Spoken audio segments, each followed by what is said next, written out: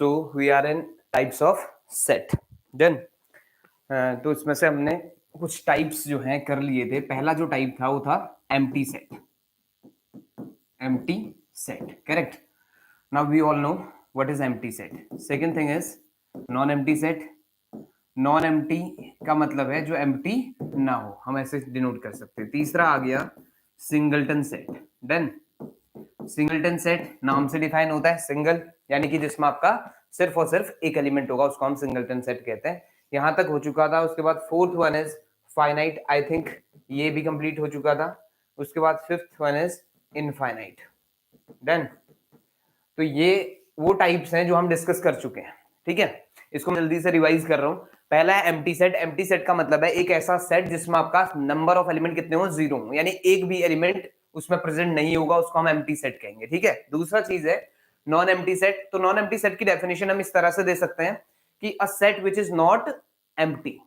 क्यों? क्योंकि आपका एम्प्टी सेट की डेफिनेशन हमने क्या कर दी, एक्सप्लेन कर दी है, तो इसको हम डिफाइन कर सकते हैं in terms of empty set, correct. Otherwise क्या आएगा, at least it has at least one element, correct. अगर इसके पास आपका एक एलिमेंट है कम से कम, तो उसे हम क्या कहेंगे, नॉन एम्प्टी सेट कहेंगे। उसके बाद आता है सिंगलटन सेट। सिंगलटन सेट कहता है एग्जैक्टली वन एलिमेंट की बात करता है ये, ठीक है, exactly one element. Now finite set का मतलब था लिमिटेड नंबर ऑफ एलिमेंट्स अगर किसी में है तो फाइनाइट, और अनलिमिटेड एलिमेंट्स किसमें है तो वो इनफाइनाइट, करेक्ट। डन। यहां तक शायद चीजें समझ आ गई हूं आपकी, करेक्ट। अब बढ़ते हैं आगे नेक्स्ट टाइप पर। अगला है इक्विवेलेंट। Equivalent sets. डन। और इसी को हम कहते हैं इक्विपोटेंशियल। इक्विपोटेंशियल, और इसी का दूसरा नाम है सिमिलर, ठीक। तो इक्विवेलेंट सेट या इक्विपोटेंशियल सेट या आपका सिमिलर सेट क्या होता है, बड़ा आसान है। अगर आपके पास दो सेट है, ठीक है, अगर दोनों की जो कैपेसिटी है, दोनों को कंटेन करने की जो क्षमता है वो बराबर है, यानी कि इसमें 5 एलिमेंट हैं और इसमें भी 5 एलिमेंट हैं, डजंट मैटर एलिमेंट कैसे है नहीं पता। अगर सपोज करो इसमें A B C D E है और इसमें 1 2 3 4 5, करेक्ट। तो हमें पता चल गया कि आपका number of elements in set A is equal to 5 and number of elements in set B is equal to what, 5। Done. तो इस तरह के जो दो सेट है हमारे पास ए और बी, ये दोनों सेट क्या हो गए, इक्विवेलेंट हो गए। A is equivalent to B, या A is equipotential to B, और A is similar to B, correct. यहां तक मैं समझ आ गया शायद। डन। अदरवाइज एक काम आप ऐसे कर सकते हैं, सपोज करो हमें चेक करना है कि दो सेट आपका इक्विवेलेंट है या नहीं है, या दो सेट आपका सिमिलर है नहीं है, इक्विपोटेंशियल है नहीं है। तो बड़ा आसान है, एक एलिमेंट यहां से रिमूव करो, यहां से भी रिमूव करो। तो बार बार जब आप ये प्रोसेस करते जाएंगे, एलिमेंट्स रिमूव करते जाएंगे, तो जो पहले खत्म हो गया उसकी जो पोटेंशियल है वो कम होगा, जो बाद में खत्म होगा उसका पोटेंशियल क्या होगा, ज्यादा होगा, ठीक है। और अगर दोनों एक साथ खत्म होते हैं, हम रिमूव करते जा रहे हैं एलिमेंट्स को, अगर दोनों के दोनों एक साथ खत्म होते हैं तो इसका मतलब है वो चीज क्या है, इक्विपोटेंशियल है। और इक्विपोटेंशियल होने का मतलब है इक्विवेलेंट सेट्स हैं या सिमिलर सेट है, करेक्ट। तो बड़ा आसान कॉन्सेप्ट है ये। इसमें हम ये कह सकते हैं कि two sets are said to be equivalent sets if they have equal number of elements। देखिए एलिमेंट सेम हो ना हो उससे फर्क नहीं पड़ने वाला, अगर इक्वल नंबर ऑफ एलिमेंट्स हैं तो इसका मतलब है कि दोनों के दोनों क्या चीज है, इक्विवेलेंट सेट है, ठीक है। चलो आ जाओ। तो set A, capital A and capital B are said to be equivalent then if they have equal number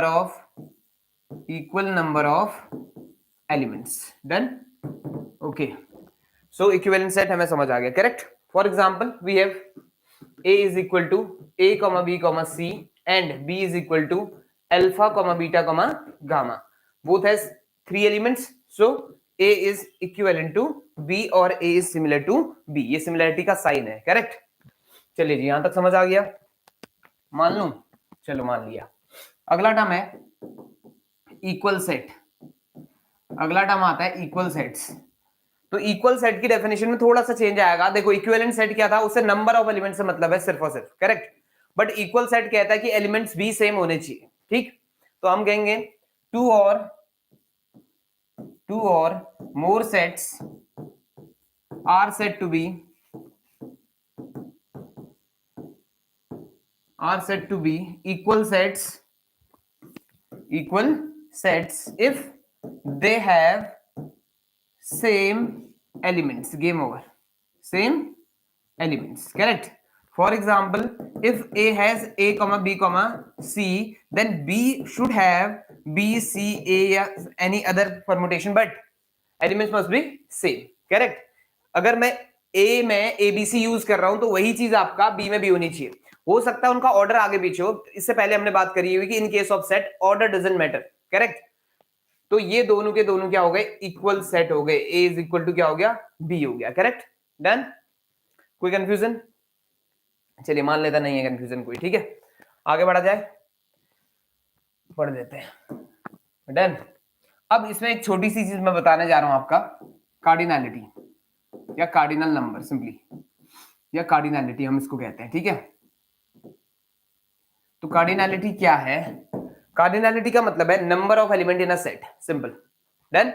अगर किसी भी सेट में, जैसे मान लो ए आपके पास है A, B, C, इसके पास कितने एलिमेंट्स हैं? 3 एलिमेंट है, तो इसको हम कहेंगे कार्डिनैलिटी. तो कार्डिनैलिटी को रिप्रेजेंट किया जाता है इस तरह से, मॉड्यूलस जैसा आपको साइन दिखाई देगा, या नंबर ऑफ एलिमेंट इन ए, ये कितना आ गया? 3 आ गया, तो इसको हम कहते हैं कार्डिनैलिटी, करेक्ट? तो कार्डिनैलिटी ऑफ अ सेट का मतलब है number of element in a set known as cardinality. Done? Okay, clear है शायद इतना? तो हम ये कह सकते हैं कि सेम केस, अगर मान लो कोई इक्विवेलेंट सेट है, वापस आ जाओ जल्दी से इक्विवेलेंट सेट में, where it is here. Equivalent set में आ जाए. अगर मैं कहता हूं कि cardinality of A is equal to cardinality of B, means A is equivalent to B, that's it. Done? Correct? समझ आ पा रहा है इतना? अगर A और B इक्विवेलेंट सेट हैं, इसका मतलब ये हुआ कि दोनों की कार्डिनैलिटी क्या होगी? सेम होगी. डन? इक्वल सेट के केस में थोड़ा सा डिफरेंस है कि कार्डिनैलिटी सेम होनी ही होनी चाहिए, but the element used must be same. Done? जो एलिमेंट होंगे दोनों के दोनों सेट में वो भी सेम होने चाहिए, अदरवाइज प्रॉब्लम क्रिएट हो सकती है, करेक्ट? चलो आ जाओ सबस, आगे बढ़ा जाए. डन? नेक्स्ट थिंग इज, तो यहां तक समझ आ गया है? क्लियर है? सेट किसे कहते हैं समझ आ गया, रिप्रेजेंटेशन क्या है समझ आ गया है. उसके बाद हमने टाइप्स पे काम कर लिया है. टाइप्स आपके पास इतने तरह के आ चुके हैं, कुछ और बचे हुए हैं, उन पे बात करेंगे. लेकिन उससे पहले स्टार्ट करते हैं कि आपका एक सिंबल को मैंने रिप्रेजेंट किया था, आपको बताया था कि अगर A इज इक्वल टू 1 2 3 4 इस तरह की कहानी है, तो हम कह सकते हैं 1 belongs to A, 2 belongs to A, 3 belongs to A, 4 belongs to A, but 10 does not belongs to A, correct? Done? तो ये बिलोंग्स टू के साइन को मैं पहले ही रिप्रेजेंट कर चुका हूं, यानी कि पहले बता दिया इस बारे में, तो इसमें शायद प्रॉब्लम ना हो. डन? यहां तक क्लियर है? चलिए जी आगे बढ़ते हैं. अब बात करते हैं सबसेट की, ठीक है? नाम क्या है? सबसेट. डिफाइन हो रहा है नाम से ही, सबसेट, ठीक है? तो फोकस करना इस पे जरा. एक सेट A है और एक सेट B है, correct? If all the elements of A are in B, यानी कि A के सारे एलिमेंट अगर किसमें? B में है, तो हम कह सकते हैं A is the subset of B. Done? अगर A के सारे एलिमेंट किसमें है? B में है, तो हम कहेंगे कि आपका A is the subset of B. तो डेफिनेशन कैसे आ जाएगी? इफ all the elements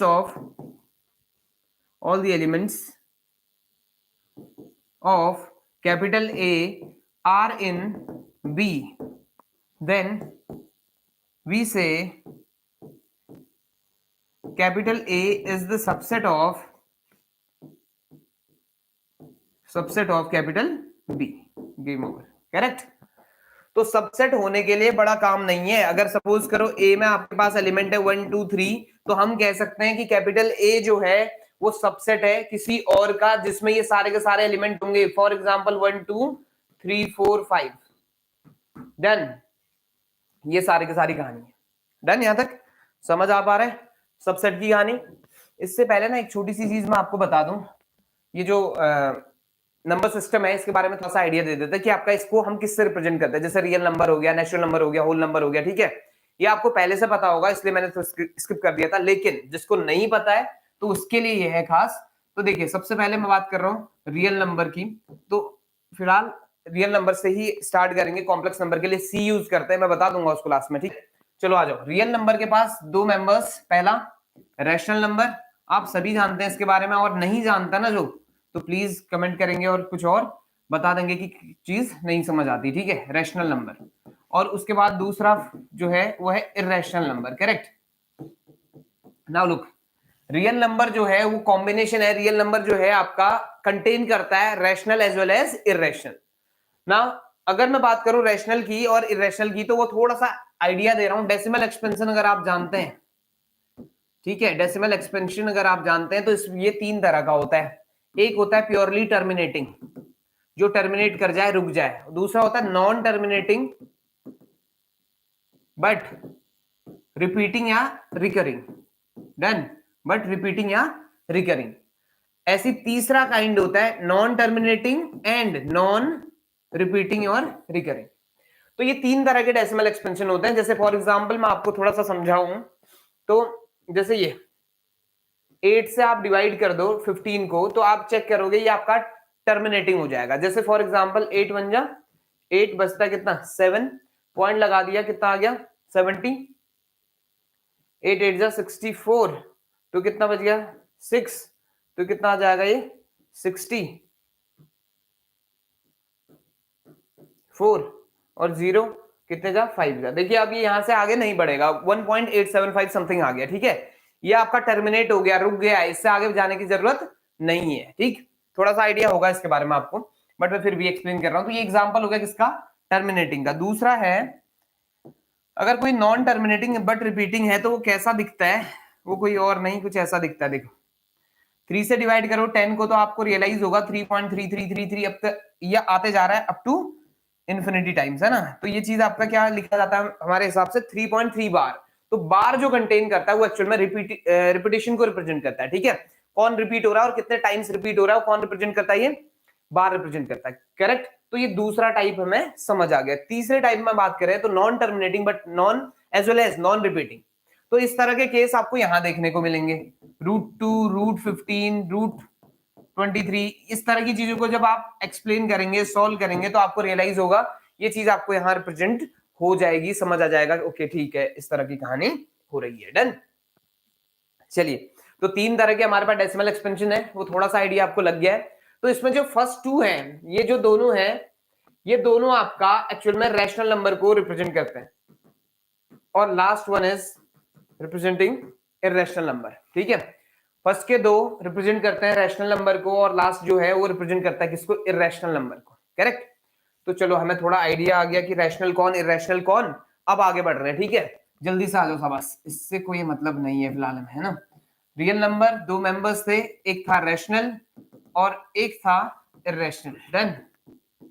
तो इर्रेशनल जो है वो थोड़ा सन्यासी टाइप का प्राणी है, ये यहीं क्लोज हो जाता है, यानी कि इसकी फैमिली डिवीजन नहीं होता, फिलहाल इसको छोड़ दिया गया है। वापस आ जाओ, रैशनल के पास इसके सब डिवीजन है कुछ, जिसमें हम पढ़ते हैं इंटीजर्स, फिर पढ़ते हैं हम होल नंबर्स, ठीक है, और उसके बाद आता है नेचुरल नंबर, फेमस वन है ना, करेक्ट। और यहां आपका इंटीजर्स, आपको पता है इंटीजर्स का मतलब हो गया कंप्लीट नंबर, ठीक, जिसमें आपको कंप्लीशन मिले। जैसे 1 के बाद डायरेक्टली 2 आएगा, 1.2, 1.1 ऐसी चीजें नहीं आएंगी, क्योंकि ये इनकम्प्लीट जैसी है ना।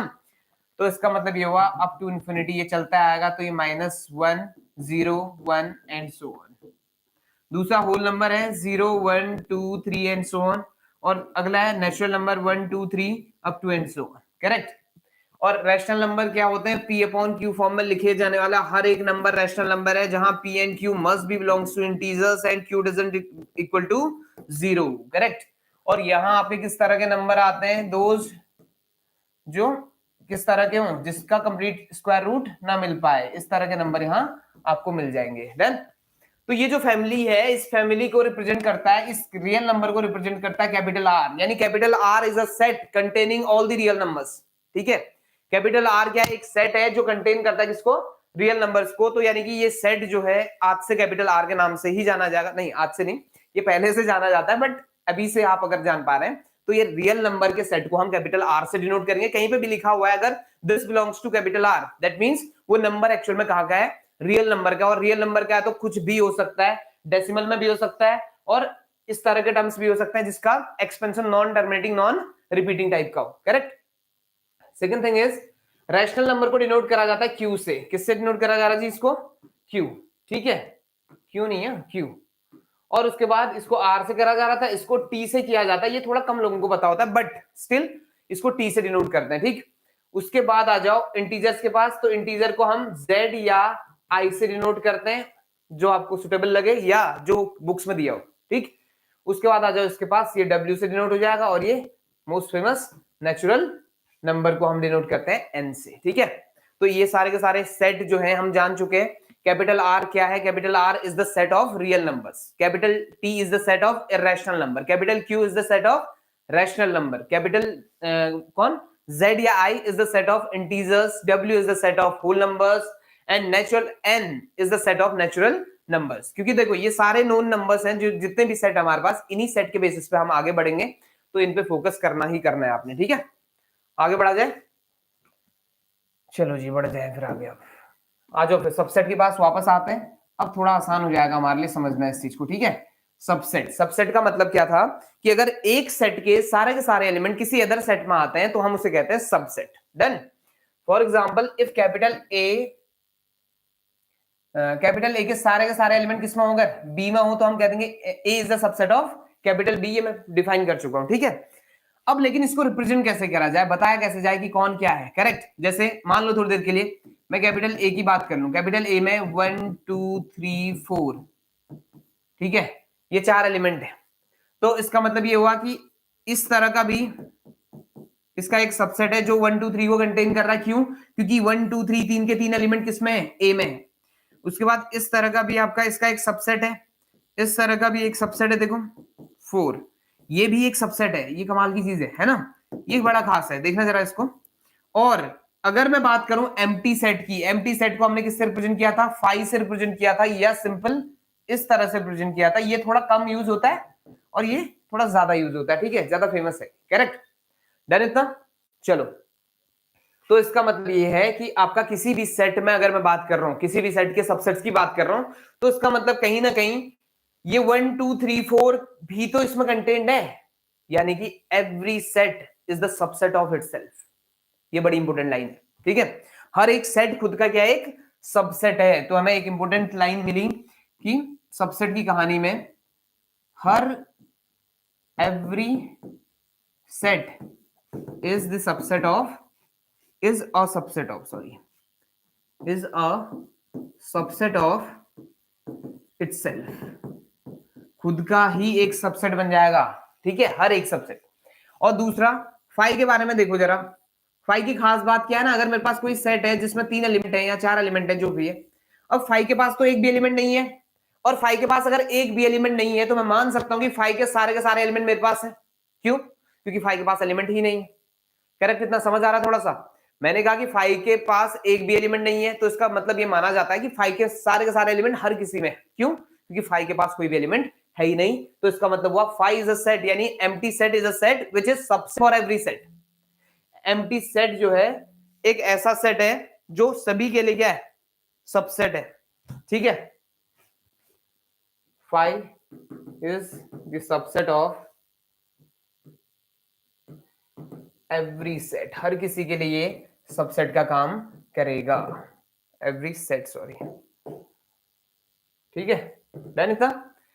अब एक पॉइंट और आ जाओ जल्दी से। देखो दो चीजें हैं हमारे पास, अगर कोई सेट गिवन है, कोई भी सेट है रैंडमली, तो ये दो तरह का हो सकता है, या तो ये एम्प्टी होगा या ये नॉन एम्प्टी होगा। अगर ये एम्प्टी है तो प्रॉब्लम सॉल्व हो गई। एम्प्टी है तो इसका मतलब हुआ इसके पास कितने एलिमेंट है जी? एक भी नहीं। तो इसका मतलब है इसके पास सिर्फ और सिर्फ एक ही सबसेट होगा, जो ये खुद होगा। अभी समझाऊंगा क्यों हो रहा है ऐसा। दूसरा आ जाओ, अगर मान लो सेट हमारा नॉन एम्प्टी है, नॉन एम्प्टी है तो नॉन एम्प्टी में तो एक एलिमेंट भी हो सकता है, दो भी हो सकता है, तीन भी हो सकता है, चार भी हो सकते हैं, इनफाइनाइट भी हो सकता है। लेकिन अगर कोई नॉन एम्प्टी सेट बोल दिया गया है तो कम से कम उसके पास कितने एलिमेंट होंगे? उसके पास कम से कम होंगे एक एलिमेंट। अगर मान लो उसके पास कम से कम एक एलिमेंट है से ए, तो इसका मतलब ये हुआ इसके पास दो सबसेट तो है ही है। तो इसका मतलब ये हुआ every non empty subset, sorry, every non-empty set has at least two subsets। दो सबसेट हमेशा होंगे, two subsets, one is phi and the other is itself, यानी उसके बाद दो सबसेट तो होने ही होने हैं। नंबर एक फाइव होगा, दूसरा कौन हो सकता है? वो खुद हो सकता है। करेक्ट, समझ आ रहा है इतना? चलो जी, इतना समझ आ गया, मान लिया मैंने, है ना? क्या तक क्लियर है क्या? ठीक। तो सबसेट क्या है? सबसेट का मतलब है अगर ए सेट बी सेट का सबसेट होना चाह रहा है तो ए के सारे एलिमेंट किसमें होने चाहिए? बी में होने चाहिए। ये चीज हमें समझ आ गई, ठीक है। उसके बाद हमने थोड़ा सा काम किया सबसेट में, देखा कि किस तरह की कहानी है कि हर सेट खुद का एक सबसेट हो रहा है, फाइव सभी का सबसेट है।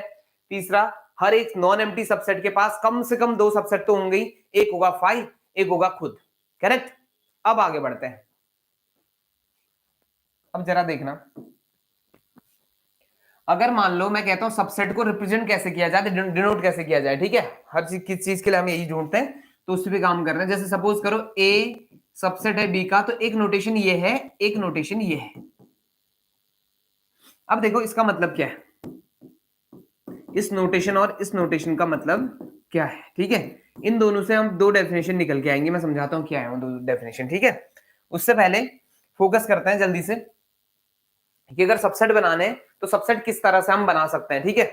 चलो आओ पहले, फिर इसके बाद मैं इस पर वापस आता हूं। जैसे मान लो ए है हमारे पास, ए कॉमा बी कॉमा सी, तीन एलिमेंट है, ठीक। इन तीन एलिमेंट्स के लिए हम सबसेट बनाने जा रहे हैं, यानी कि इस सेट के पास तीन एलिमेंट है, इसके लिए सबसेट बनाने जा रहे हैं। तो क्या करेंगे ना, सबसेट बनाने का तरीका क्या है? सबसे पहले उन सेट्स को उठाओ जिनमें आपका एक भी एलिमेंट ना हो।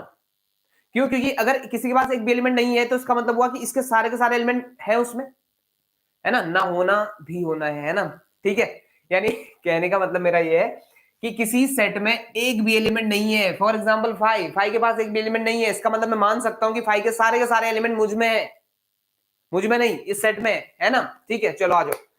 तो फाइव जो है ये एम्प्टी सेट है और इसके पास जीरो एलिमेंट है, तो इस तरह का एक ही सबसेट बनने वाला है, ठीक है। उसके बाद एक एलिमेंट को कंटेन करने वाले कितने सेट बनेंगे उस पर फोकस करते हैं। तो वो बनने वाला है singleton A comma singleton B comma singleton सी।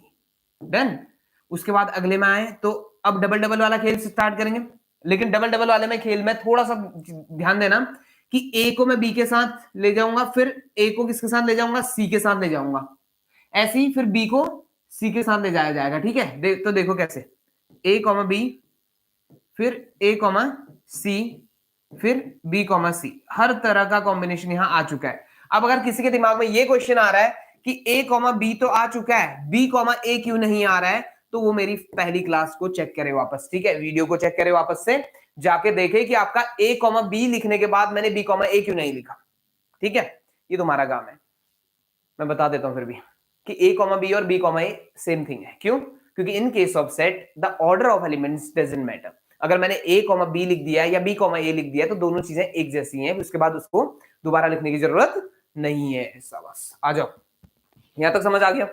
उसके बाद आ गए हम तीन तीन वाले में। तीन तीन वाले में तो एक ही चीज तो बनेगी, तो कौन बनाओ? ए कॉमा बी कॉमा सी, गेम ओवर। अब काउंट करो इनको जल्दी से, ये कितने हैं? कर दिए काउंट, है ना?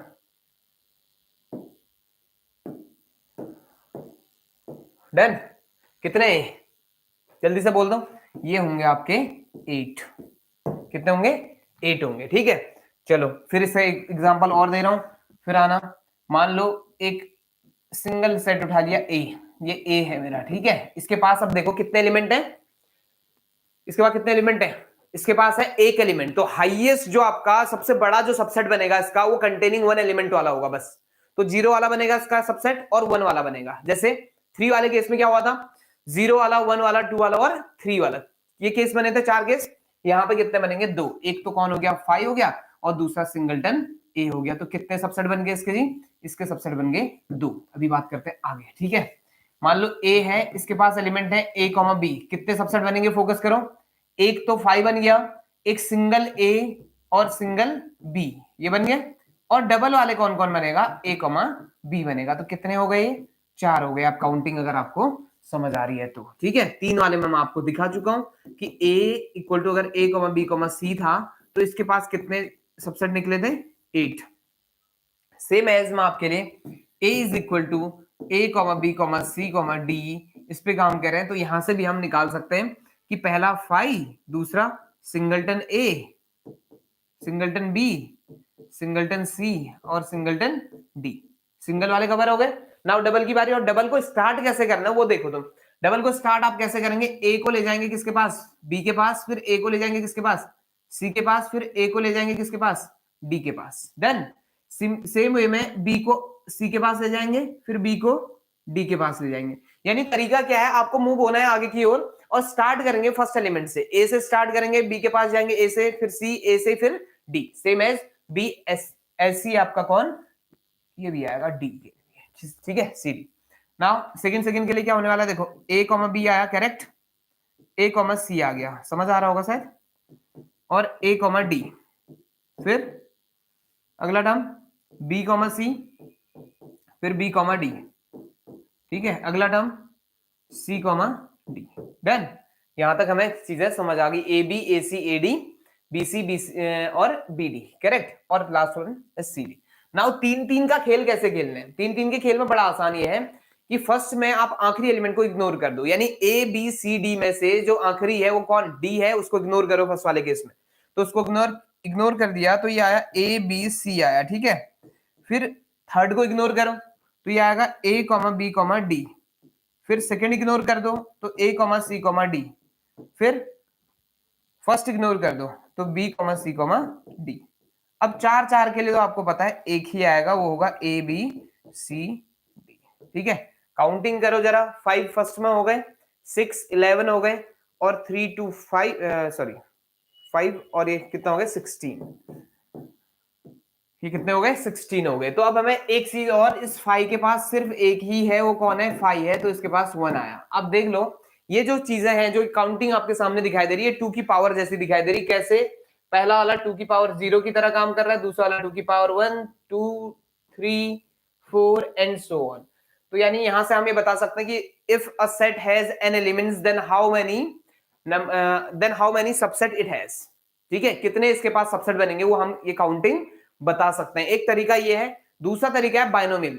बाइनोमियल से भी हम इस चीज को कर सकते हैं, उसमें कोई प्रॉब्लम नहीं है अगर आपको समझ आता है तो, ठीक है, क्लियर है यहां तक। चलो आगे बढ़ा जाए, ठीक। तो एक चीज लिख रहा हूं मैं, स्टार बना के यहां पे एक पॉइंट लिखेंगे, if cardinality of A is equal to n then number of subsets A has कितने 2 टू द पावर n, कितने सबसेट बनेंगे 2 टू द पावर n बनेंगे इसके पास, a के पास, करेक्ट। डन इतना।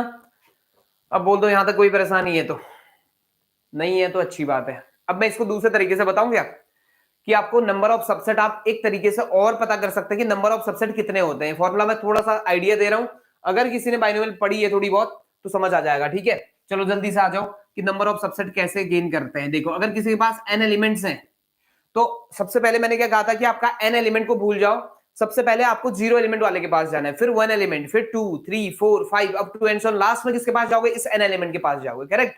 वही चीज यहां करने जा रहे हैं। देखो फर्स्ट में n में से आप कितने सेलेक्ट करोगे 0, इनको सबको आप n में से जितने भी तरह से 0 सिलेक्शन होता है उन सबको पकड़ेंगे और उसके बाद प्लस करेंगे उसको दूसरे वाले से, यानी n में से एक एलिमेंट वाले सेलेक्ट करो, फिर n में से 2 एलिमेंट वाले सेलेक्ट करेंगे, ऐसी n में से 3 elements up to and so on, कहानी चलती जाएगी और लास्ट वाला टर्म आएगा NCN। NCN में क्या होगा, n में से कितने एलिमेंट सेलेक्ट होंगे, n एलिमेंट सेलेक्ट होंगे, करेक्ट। चलो अब आ जाओ जल्दी से, NC0 को किस तरह से आप एज्यूम कर सकते हैं, देखना अगर किसी ने ये पढ़ा है तो बाइनोमियल पढ़ने के बाद हम इस पे काम करेंगे वापस से, पर यहां पे मैं समझा रहा हूं कि किस तरह से हम इस पे डील कर सकते हैं, ठीक है। जल्दी आ जाओ शाबाश, चलते जाएगा NCN और ये बन जाएगा दिस एंड दिस, ठीक। अब देखो ये पहली जो चीज है इसके साथ कोई इनटू में नहीं है, तो इसका मतलब इसके साथ इनटू में हम मान सकते हैं, एज्यूम कर सकते हैं कौन 1। अगर 1 को आपने 2 बार एज्यूम कर लिया तो प्रॉब्लम नहीं है, क्योंकि 1 into 1 अगेन 1, करेक्ट। लेकिन इससे फायदा क्या होगा, देखो ये लिखा जा सकता है n-0, दूसरे को लिखा जा सकता है पावर 0। यहां देखना इस 1 को लिखा जा सकता है n-1, इसको लिखा जा सकता है 1, ऐसे इस 1 को लिखा जा सकता है n-n और इस 1 को लिखा जा सकता है n। तो ये जो एक्सपेंशन है ना, ये चीज आपका बाइनोमियल एक्सपेंशन है। और अगर ये बाइनोमियल एक्सपेंशन है तो किसका, ये x की जगह कौन है 1, y की जगह कौन है 1, तो x प्लस y की होल पावर n का एक्सपेंशन है। तो 1 + 1 कितना होता है 2, 2 की पावर क्या है ये n, यानी कि total number of subsets of a set containing an element will be 2 to the power n. Done इतना करेक्ट. चलिए जी आगे बढ़े थोड़ा सा. ठीक है, इसको क्लोज कर रहे हैं. ठीक, तो सबसेट में हमने इतनी चीजें सीख ली हैं कि सबसेट क्या है. ठीक है, और कितने तरह के वो बन जाएंगे. तो अब यहां बात कर रहे हैं कि इसमें जल्दी से आ जाओ. एक चीज आपको रियलाइज हो रही होगी, यहां आ जाओ जल्दी से. देखो, अगर मान लो ये एक सेट है, ये एक सेट है, तो इसके पास यही खुद क्या है, एक सबसेट भी है. ये देखो एक सेट था, तो इससे पहले मैंने आपको समझाया था कि देखो इसके पास अगर ये एक सेट है तो इसके पास एक सबसेट यही है ना, खुद इटसेल्फ. अगले में आओ, यहां आ जाओ. सेट है, यही आपको एक सबसेट दिखाई देगा. अगर ये सेट है तो यही आपको एक सबसेट दिखाई देगा. ठीक है, तो इस तरह का सबसेट जो खुद के बराबर है, एक ऐसा सबसेट जो खुद के बराबर यानी कि खुद ही एक सबसेट है ना, तो इस तरह के सबसेट को हम कहते हैं इम्प्रॉपर सबसेट. क्या कहते हैं जी? Improper subset. तो यहां पे मैंने जो सिंबल छोड़े थे ना, यहां देखना जरा, ये जो है ये किसके लिए यूज हो रहा है? सिर्फ सबसेट के लिए यूज हो रहा है. अभी समझाता हूं. ठीक है, और ये जो है इतना, ये यूज हो रहा है प्रॉपर सबसेट के लिए. किसके लिए? Proper subset. अब प्रॉपर कौन है वो फोकस करना. इम्प्रॉपर कौन है और प्रॉपर कौन है? इम्प्रॉपर वो है जो मेरे बराबर है. अगर मैं एक सेट हूं तो मेरे बराबर जो सेट है वो आपका क्या हो गया? सबसेट मेरा, वो हो गया इम्प्रॉपर. और उसके अलावा बाकी सारे के सारे जितने भी बचे वो सबके सब क्या है? प्रॉपर है. करेक्ट. फॉर एग्जाम्पल ए के पास कितने एलिमेंट थे?